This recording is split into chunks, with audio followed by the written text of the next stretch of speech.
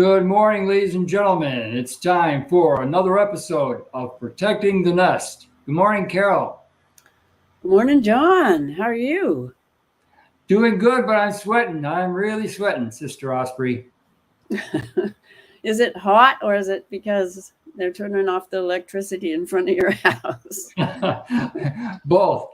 I don't know what those little orange and black boxes going up are actually intended to do. I don't know if they're causing the heat in the house, but it is really getting hot. And even the bees are flying really, really slow. Oh, how hot is it in Atlanta? It's not too bad. It's 93 here.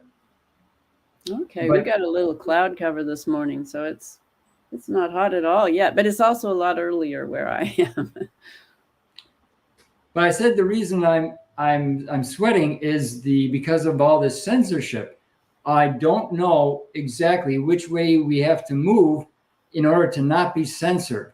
And the censorship is very, very real. One of my favorite podcasters in Italy got pulled down a few days ago.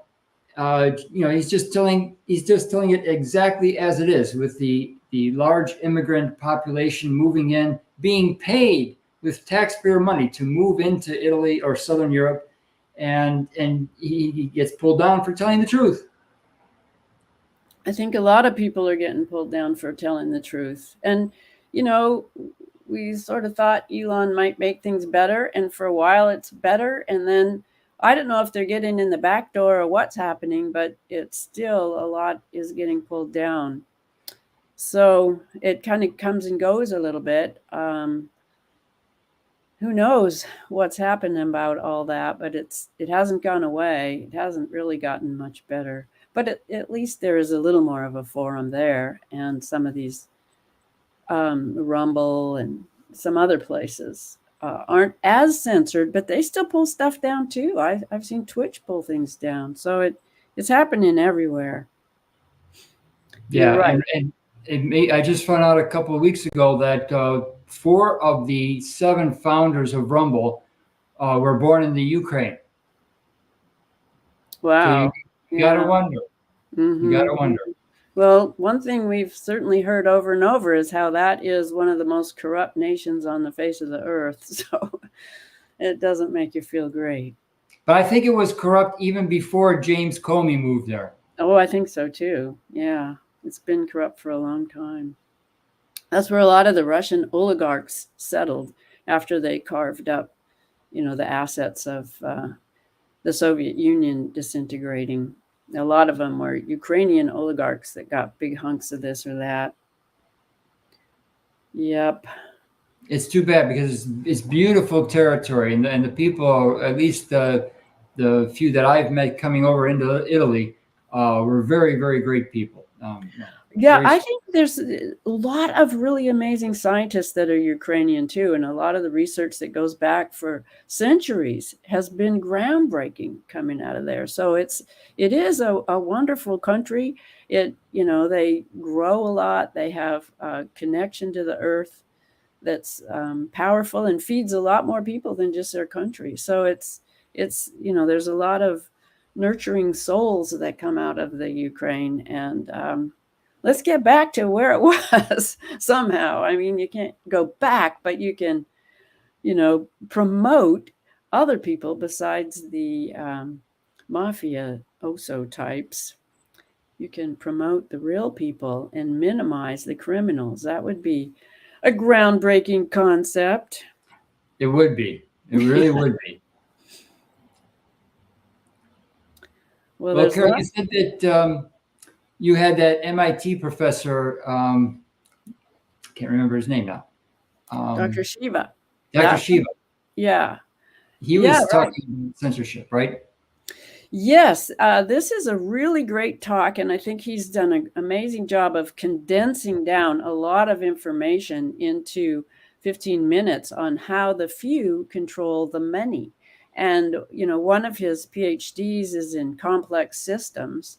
And he really breaks down how complex systems work, how exactly how that happens and what to start looking for. So I think it's a great primer because this is the part that we haven't seen. We haven't been able to understand for hundreds of years, or most people. And it's what needs to be understood. Once you see the patterns, how it's done, you can't unsee them. But it's not taught in schools. It's the history of this has been minimized, and the history of other things has been minimized, while others have been promoted, just like we're seeing in the censorship we notice. It goes way, way back. But he's very articulate about this, and he just makes an amazing, convincing case. And and he does it to educate people. You know, he really wants people to understand this and to have the mindset, the questions to ask, really to start a deeper understanding of how complex systems work together and how we can work together as, a swarm of humans to counteract the swarm of controllers. I like that phrase. I'm going to memorize that. The swarm of humans to control the swarm of controllers. Yeah, after all, we're the 8 billion people, and they are many, many fewer. So that's what it talks about. How do the few control the many? How do they accomplish that? So, yeah, go ahead and we can get into it here. It's a great course. Hit full screen on that. I did. I am on full screen on mine. Good evening, everyone. It's Dr. Shiva Ayyadurai. How is that not what's showing? A very small set of people control 8 billion people. That's not the same window. Let's say there's about 10,000 of them. How is it these people are able to manipulate the 8 billion people here? If you talk to a lot of naive people, they think to stop screen. Trials over here, or it's the stop aliens. Sharing. They don't understand. It's not any one. It's not any one organization. There's something called swarm intelligence. If you watch all those birds flying stop together, sharing. Now it just says present. Control. They move. Yeah, present and then share screen again. Okay.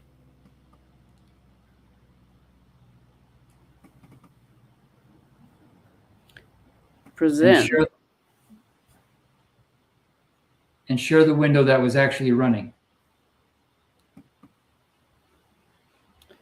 Okay, share screen. Select window. So I need to click on that window. And there are 2 of them here. So probably it's this one then. Now if I make this one big, let's see what happens. Is that the right one now that's big? Well, did you actually click the blue share button? Because I can't see it. Well, I'm trying to figure out. Okay, I'm going to say allow.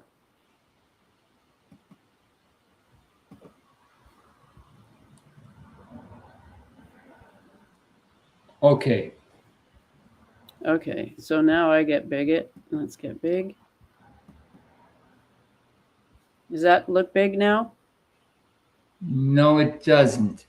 Oh, that's so weird. I need to turn one of them off. Sorry about this mess up. Stop sharing.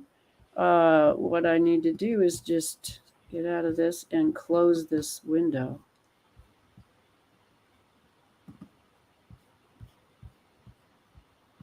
Okay, present.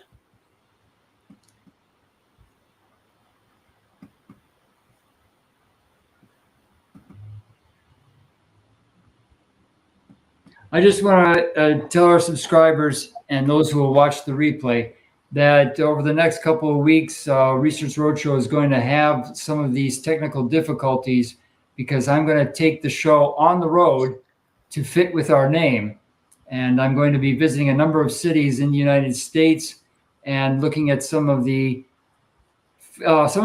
sites, physical sites that were made famous by George Webb and Mark Kulak. And I'll also stop in Windber, PA, and a few places in Boston, and show firsthand, let everybody see the buildings where some of these people work. And as you will note, some of those buildings are physically close together, like the ones around the Pecauer Brain Institute in Boston. The Pecauer Brain Institute is just a very short walk from Google headquarters east. There's a reason for that. So anyway, to make a long story short, because I'm going to be on the road for a total of at least 19 days, there's going to be some of these hiccups in the broadcast and during our Zoom calls. We'll try to minimize them. Please do your very best to share the content with your neighbors and friends.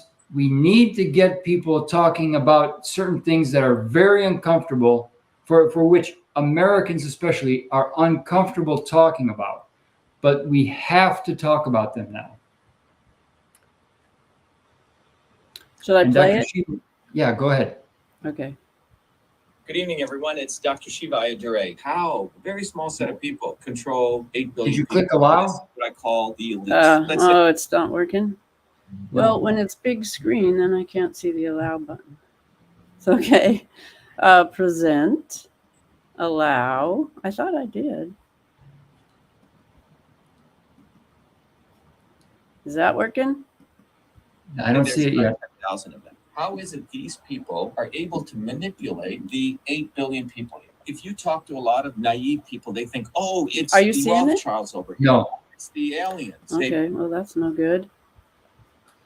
I don't know. This is not good.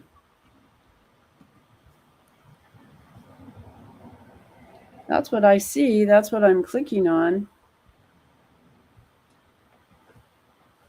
Well, the what you did before, you were able to share twice before by clicking the blue allow button, right?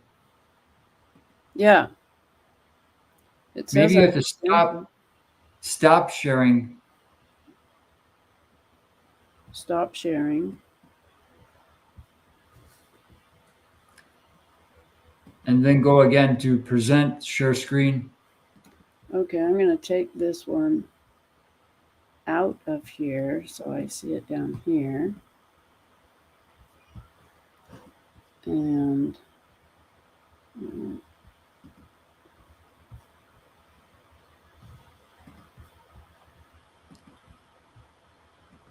here it is. It's right here. Present. Uh-oh, now I got the 2-year. Uh-oh. All right, while we're waiting for Carol to come back, I will try to share the Dr. Shiva video as best I can. This video was originally 43 minutes. It's been cut down to 15.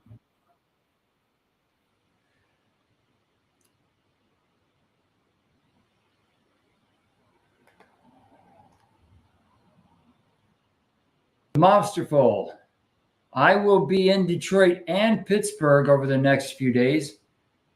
Some probably leaving here on the 4th of August. So I should be getting to Detroit around the 10th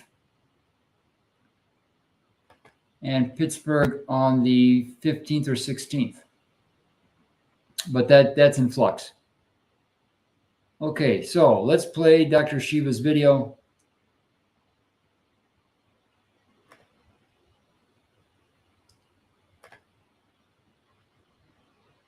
A very small set of people control 8 billion people. This is what I call the elites. Let's say there's about 10,000 of them. How is it these people are able to manipulate the 8 billion people here? If you talk to a lot of naive people, they think, oh, it's the Rothschilds over here, or it's the aliens. They don't understand. It's not any one individual. It's not any one organization. There's something called swarm intelligence. If you watch all those birds flying together, not any one of them is in control. They move together as a unit. They're closely knit. They're quote unquote telepathic, but they move with a singular goal. The goal of the elites here is power, profit, and control. This is the goal. So if we look at it from a control system, what are the inputs they're sending into this system to achieve their goals? And what is the output that they seek? So if you're an elite over here and you're looking at those 8 billion people, how do you know you're achieving your goal? Are people getting fat, meaning unhealthy? Are people getting dumb, which means ignorant? Are people happy, which means are they being entertained? Are people divided? Are they isolated, disconnected? They don't want people here connecting with each other. Are people feeling helpless? Are people looking to the elites to save them? And they like that. They like when people here are looking to them, the enemy here, for their saviors. They really love that. They want people to be disorganized, and they definitely want people to be helpless. This is what they want. If you do not want to unite among people here and find who your own leaders are from below, they are quite happy. They're achieving their goal. Power, profit, and control. Now, how do they do this? You're going to realize it's not any one group. It's an interconnected, tightly knit group. They're all closely interconnected. In fact, they all go to the same restaurants. They have all their kids going to the same equestrian shows. They all shop at the same place. They all go to the same parties. You're not part of that. So who are these people? And what are the institutions of power that they have? Well, first of all, they have academia. Harvard, Oxford, Yale, MIT, IIT in India, the top 100 university presidents. These people are on boards of companies, but it's about 100 people who run the major universities in the world. NGOs, or nonprofits. These are people who run these huge nonprofit organizations like the Clinton Global Initiative, WEF, World Economic Forum, Center for Foreign Relations. And there's many other institutions like these, but it's the CEOs of these institutions. And these guys know each other. They definitely work together. The next thing you have is you have government, U.S. When he said Center for Foreign Relations, he meant Council on Foreign Relations.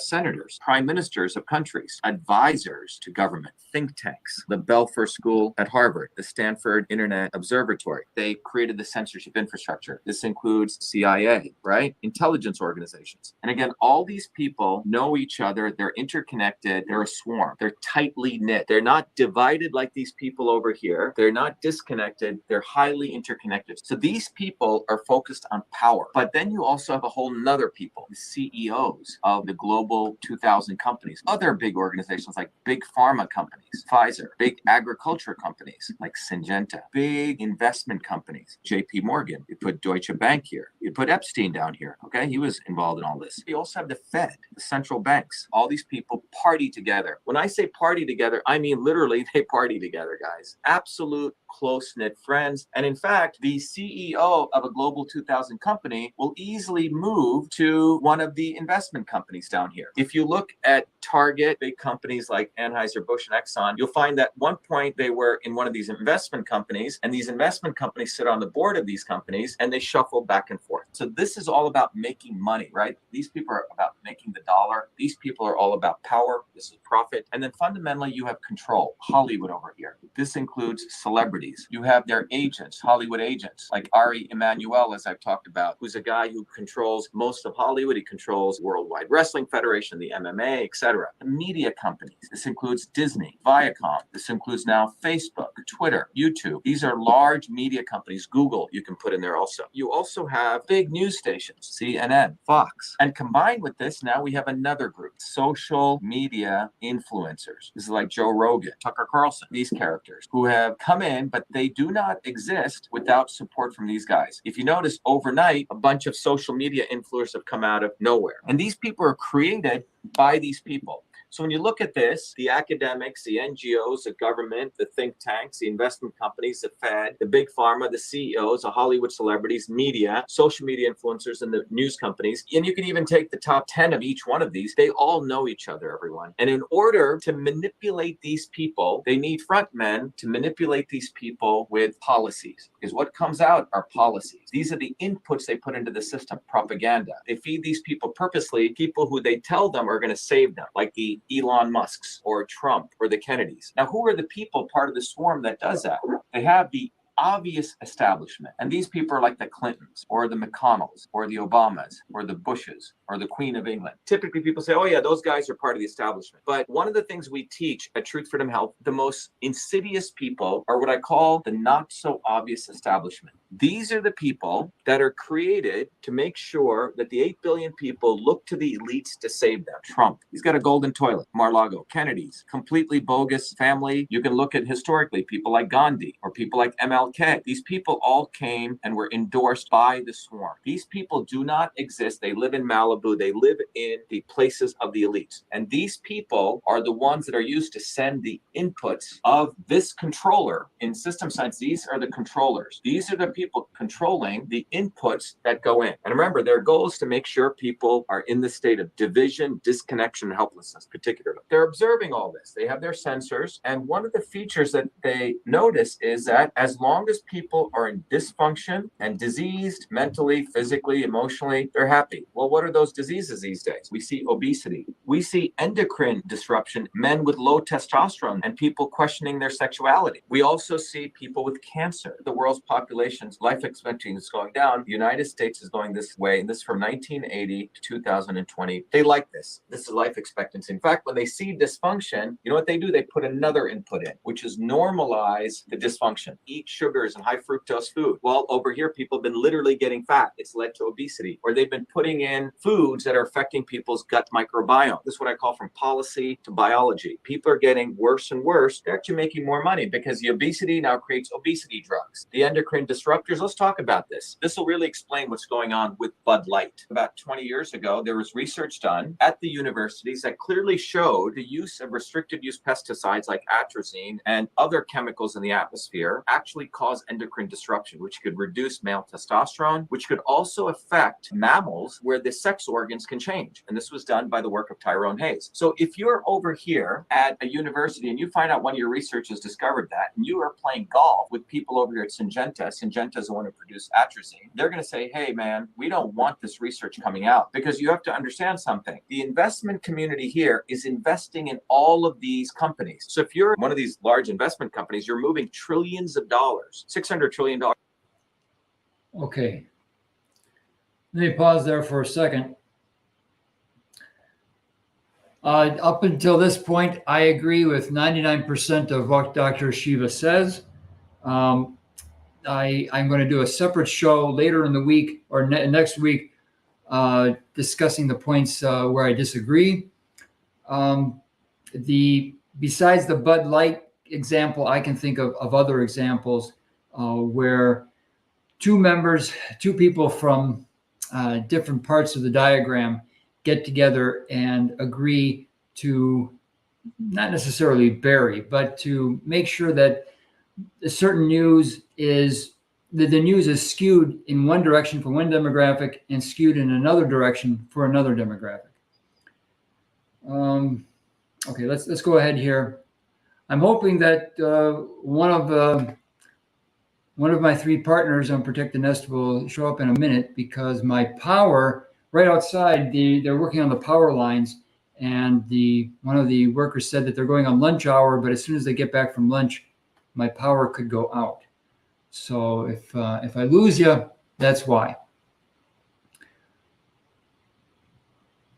By the way, move through the economy every day. You, as one of the elites managers of money, you're moving all this money. You know all of these people. You know the CEO of Target. You know the CEO of Anheuser-Busch. You know the CEO of Pfizer and Syngenta. And imagine that you see, wow, the stuff that we've been creating is causing sexual disruption changes. You're seeing a phenomenon where more and more people are questioning their sexuality. And what you want to do is you want to make sure that the general public doesn't understand this, because if they did, they would awaken to something that's going on from the decisions you made. So you call up your friend, Bud Light, he goes, hey, look, let's run a campaign. Let's normalize trans. Let's exploit a willing person to be exploited like this Dylan Mulvaney. Let's put them on as a poster boy for Bud Light, and let's push them out there, because we want the attention to normalize a dysfunction, because the goal is to make sure that they don't lose their trillions over in Syngenta. They're willing to take $1 billion hit over here, but they want to save their trillions in big pharma and big ag. I want to point out that there were 5 edits over a very short period of time. Remember, this was cut down from 43-minute original to its current 15 minutes. So if anybody has the original 43-minute downloaded onto their local hard drive, I'd love to talk to you, because I'd like to see what were these 5 edits over a 45-second period. Because you want to make sure that the general public doesn't understand this, because if they did, they would awaken to something that's going on from the decisions you made. So you call up your friend, Bud Light, he goes, hey, look, let's run a campaign. Let's normalize trans. Let's exploit a willing person to be exploited like this Dylan Mulvaney. Let's put them on as a poster boy for Bud Light, and let's push them out there because we want the attention to normalize a dysfunction. Because the goal is to make sure they don't lose their trillions over in Syngenta. They're willing to take $1 billion hit over here, but they want to save their trillions in big pharma and big ag, because they're all part of the same family. They all do favors for each other. And then again, you would go do it at Target. You try to normalize it because you don't want people over here to understand the bigger picture. But you are interconnected. You could strike deals left and right. Let's do a marketing campaign in here. Let's normalize. Same thing if you can look at what's going on in obesity. All these pharma companies are making big money from obesity drugs, but there's movies on Netflix and Amazon promoting fat people as a norm. What's happening over here, you have people who are pro-fat and people who are anti-fat people. You have people who are pro-woke and anti-woke, and they don't care. So you have a bunch of these idiots writing books against woke companies and anti-woke companies. You have people creating apps, only shop at anti-woke companies, don't go to woke companies. But you guys understand that these guys don't give a damn? They're making money anyway. The investment bankers are going to make money from woke companies and anti-woke companies. But what's occurring here is people are being divided. These guys are happy because they're inputting policies and propaganda. People here are being divided, and that is the goal, to achieve power, profit, control. So as long as these people work together as a swarm to control the policies and the propaganda, and they provide false heroes, and they're using the Trumps, the Kennedys, and Gaudis, all of them who talk a big game, their goal is to make sure that you never understand this, that you keep thinking, oh, Kennedy's going to solve the problem. Trump is going to solve the problem. They don't want you to be leaders in your own communities. They want you to outsource your future to people like Trump or Kennedy, because they're part of the swarm. And you keep getting more unhealthy, more ignorant, more entertained. But most importantly, you are divided. People here don't organize themselves to smash these people up. And this is the history of human oppression. They have it down to a system, a goal. They have a controller. They have specific inputs. And they manipulate billions of people to achieve this state. They produce dysfunction. They don't give a damn if you die. The life expectancy in the United States, your children are going to die sooner than you. And they've achieved their goal. They don't give a damn. Do you understand? These people are eating organic foods. They get the best restaurants. They get the best insurance. They get the best healthcare. And this is what they want to achieve. And that's how they're controlling people. The other way they're controlling you is they want you to keep looking to the elites like Trump and Kennedy and all these people to save you. They want you to look to the swarm. They do not want you to ever support a Malcolm X or a Dr. Shiva or you. They don't want you to become leaders. And this is a goal. As long as you're divided, as long as you're looking over here, you're going to achieve their goal of power, profit, and control. So what's the way out? How do we win? The first way we win, everyone's got to be aware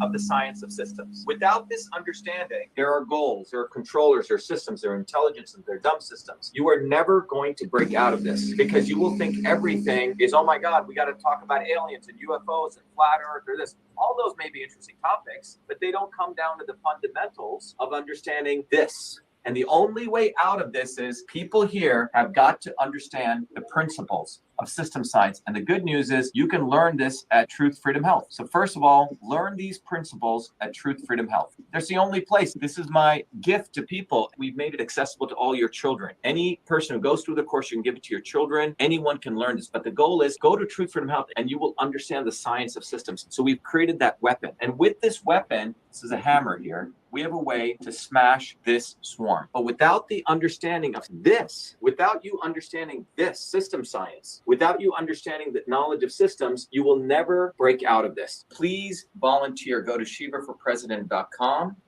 Volunteer. And by the way, when you donate, I don't like to take people's money for nothing. I give you books. Okay. Let's stop share on that. And let's go to another one of, well, let me make a couple of comments.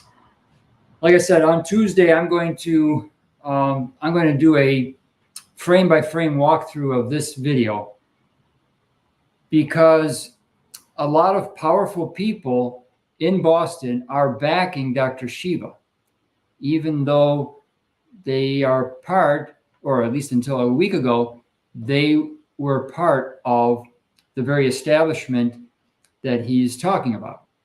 So, for example, Professor Susan Hockfield. Professor Hockfield is a professor emeriti of Massachusetts Institute. why would she be backing Dr. Shiva if he is attacking many of the people that she's spent her whole life working with? Anyway, on Tuesday, I'll go frame by frame through that. Again, if anybody has the original 43-minute video, I'd love to talk to you. I'll even give you I'll throw in a $25 Outback gift card if you can get me that video. Let's go to the next presentation that Carol wanted to bring up, hoping that the Georgia Power doesn't cut the power right now. I mean, they're working on the telephone poles outside, and their lunch break is just about over. Okay, the food forests. Carol briefly mentioned last week the food forests. These are a very wonderful alternative to standard agricultural projects, the big agriculture, which is these large combines that do more or less traditional plowing of the fields and irrigation and putting the seeds every few inches. The food forest it's not a new concept. It's taking back Mother Nature's old concept of different layers of agriculture, one on top of the other, where the top layer would be the taller fruit trees, then you have the shorter fruit trees, and then you have blackberry bushes, and then other things on the ground. So let's play the video that Carol sent. This is a really good idea, and I think it hopefully more people. I think in Holland they've already started picking up on this.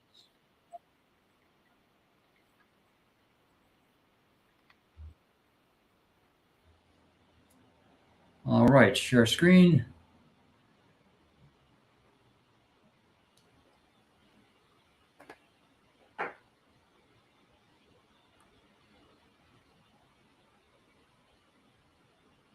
Industrial agriculture are pesticides, insecticides. Their origins come from Hitler's labs. Chemicals made to kill people in concentration camps are the same chemicals that are being used now. After the wars, they tried to shift some of the chemicals to the third world in the name of the Green Revolution.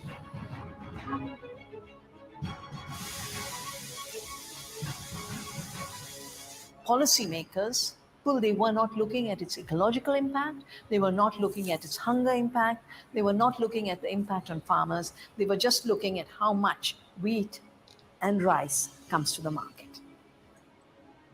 All of these important considerations of food are neglected, and all we measure is how much does it weigh. This quantification and commodification of food is at the root of the food crisis.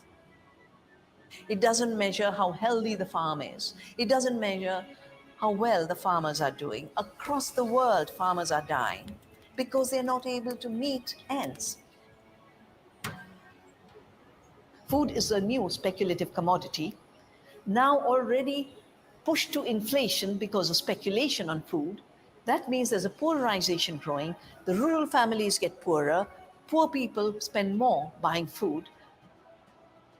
We need to go the way of food sovereignty, not the way of food dependence. Otherwise, we have extinction.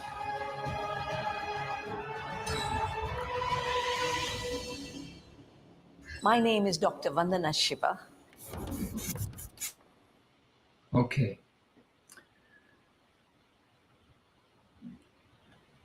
Again, to underline what she just said, there is.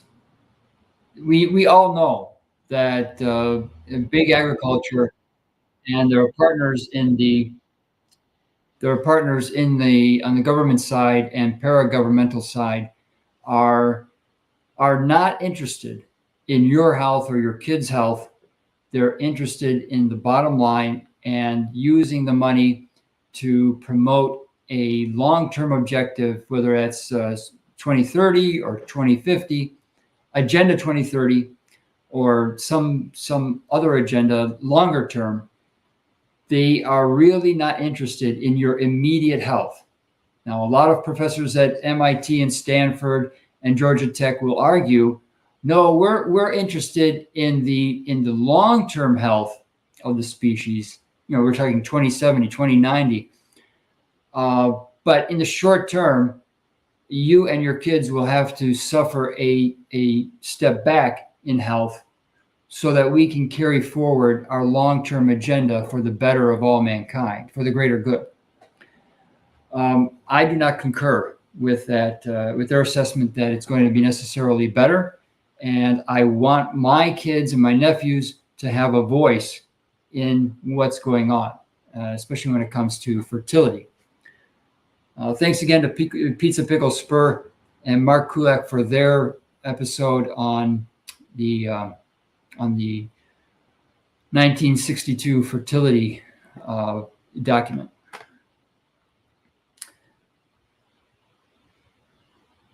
All right, let's take a few comments from the chat.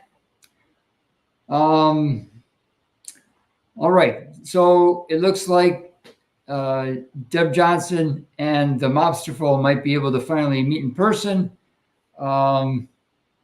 This is good because I'm very uncertain about the. I don't know how long the internet, a free internet, is going to be available to the bottom 98% of us. I think that within 6 months, as few as 6 months, we could see it become very prohibitively expensive to be on the internet, to even going back to the days of, and I'm old enough to remember when you had to pay 10 or even 12 cents per megabyte to send data somewhere. We're going to slowly get back to that.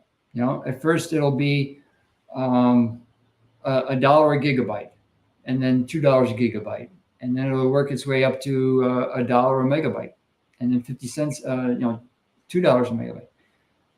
Anyway, as long as we have the internet available and it's relatively free, and the costs of starting a citizen journalism, not necessarily school, but a citizen journalism group in your community, it's very important to do so.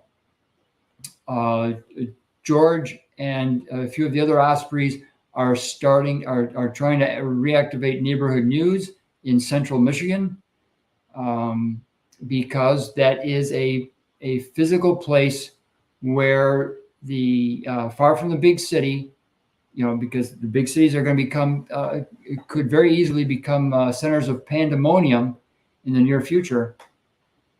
So this idea of creating a physical space where citizens are allowed to speak to each other, also put their content on the internet for a very, very low cost. We have to grab hold of that opportunity and push it for all it's worth, because it may not be forever. All right, let's play Carol's last video, and then we'll move on to one of the videos that Amber wanted to show last week, but I was unable. Thanks again for your patience with all these technical difficulties.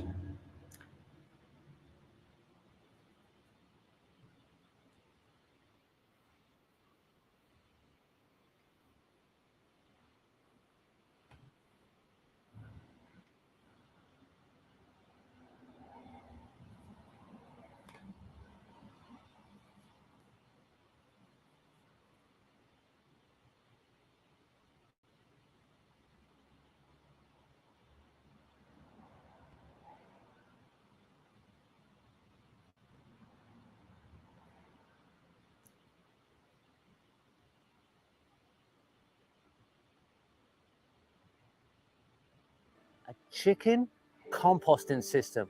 It's a system that works from small to large commercial applications. It's a design that builds fertility continuously. It's guaranteed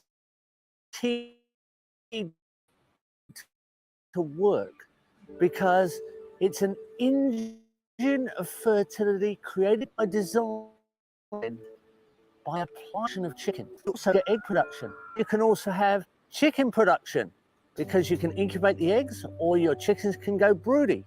But the main function is that the chickens are put to work at what they do best, which is continuously scratch and continuously consume insects and seeds. And most of those seeds are weed seeds, or they can be. Now, they're not on the ground. The fertility is on the ground and it's continuously producing.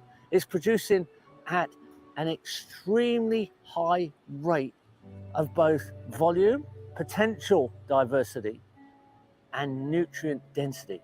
So it's one of the best food production systems that I've ever seen. And anybody can follow this system. You can easily produce 1 cubic meter of compost once a month with a small urban system that only covers 16 square meters of ground.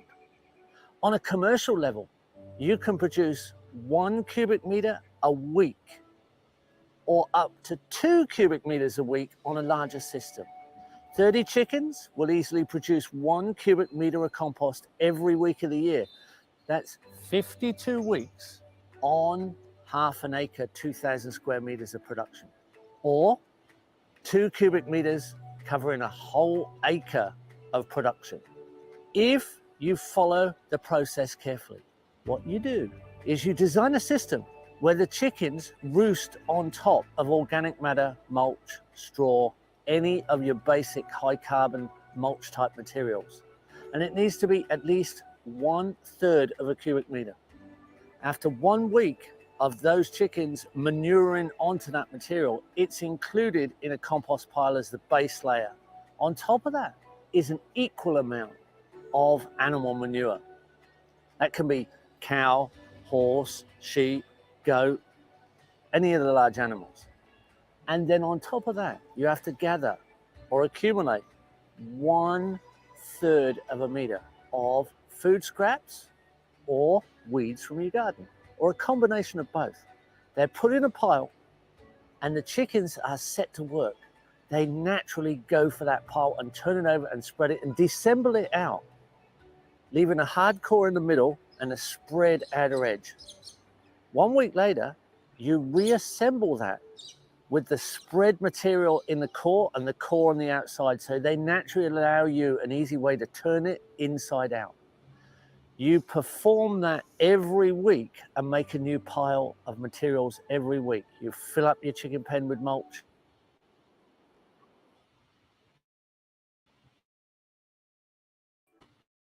Large animal manure and food scraps later. Just 5 turns. 5 turns in 35 days.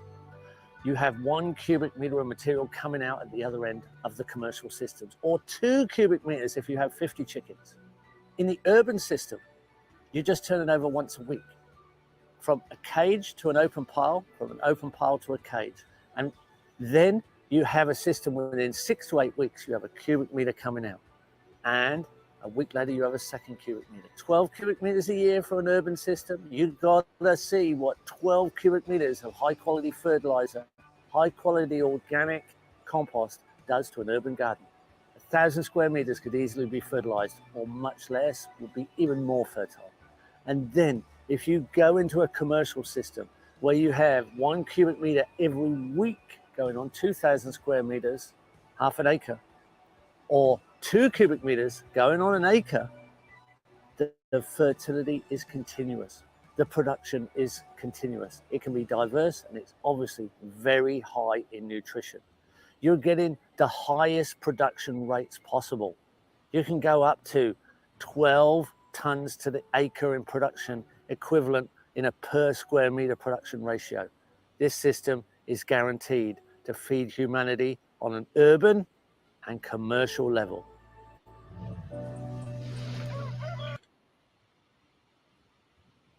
All right.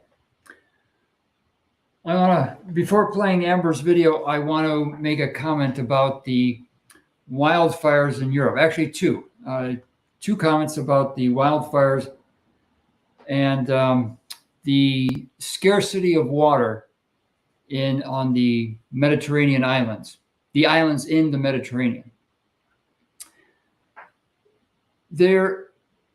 The planet Earth is the only human livable planet that we know of for sure within hundreds of thousands of light years.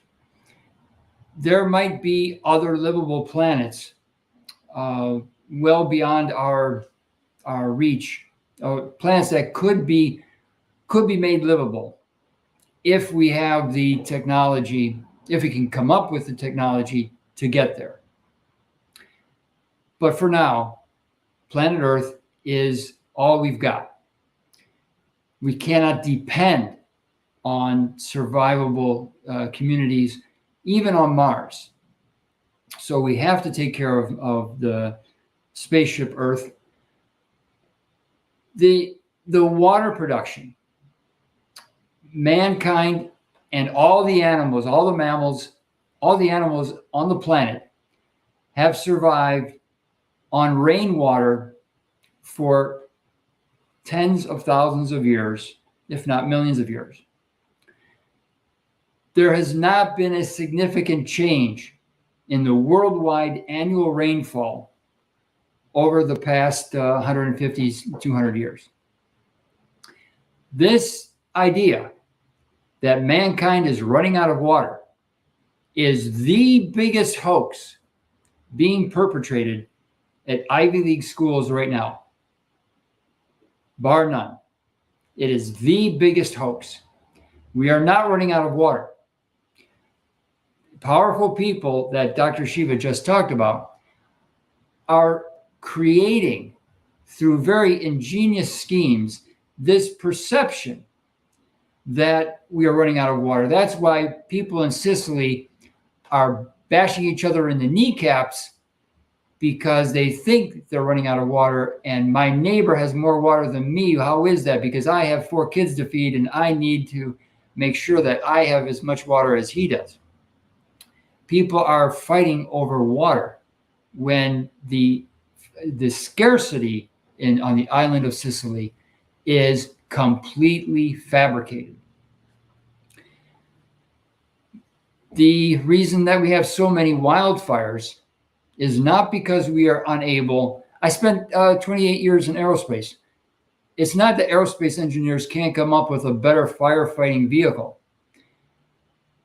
or even a better helicopter, a million-pound helicopter that could stay on site, on station, and spray with laser point accuracy onto a specific point that the fire chief says he wants the water dropped.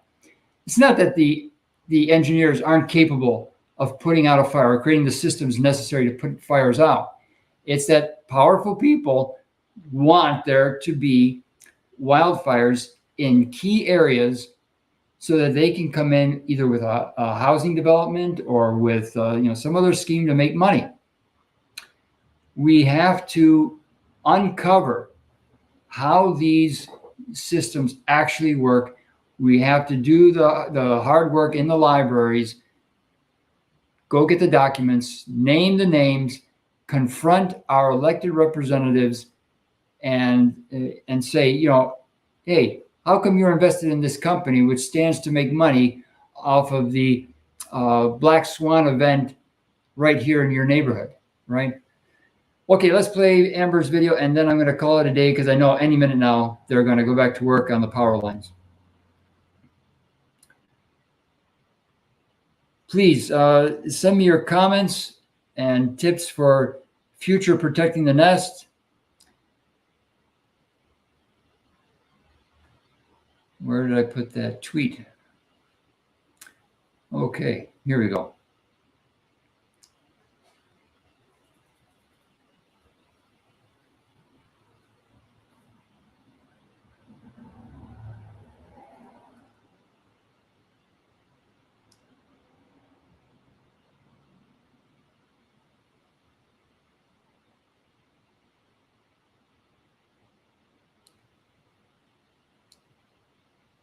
That's funny. It played fine about an hour ago. Mysteries of the internet, ladies and gentlemen.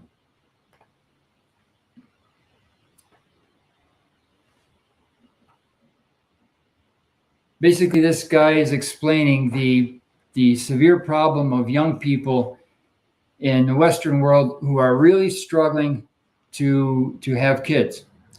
And fertility is going to become a much, much bigger issue over the next 10 years. Because even though I agree with Mark Kulak that they want people in the hospitals, they want people to be sick more than they want people to be, I don't believe that they want to reduce the population by 80 or 90% over the next 10 years. I don't follow that line of thinking. I agree more with Mark's viewpoint that they need 8 billion sick people, but they do in certain areas, in certain demographics, they are trying to cap the rate of population growth. Well, this Twitter played fine in rehearsal. It's not playing right now.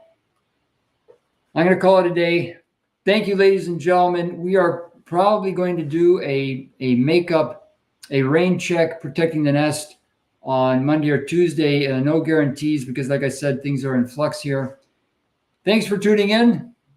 Please be good to one another. Be patient with your friends and neighbors who are not as up to speed on these things as you are. Love is the answer. We are going to win this war, but it's going to take a lot of love and a lot of hard work. See you next week on Protecting the Nest. Keep smiling because it drives the AI crazy.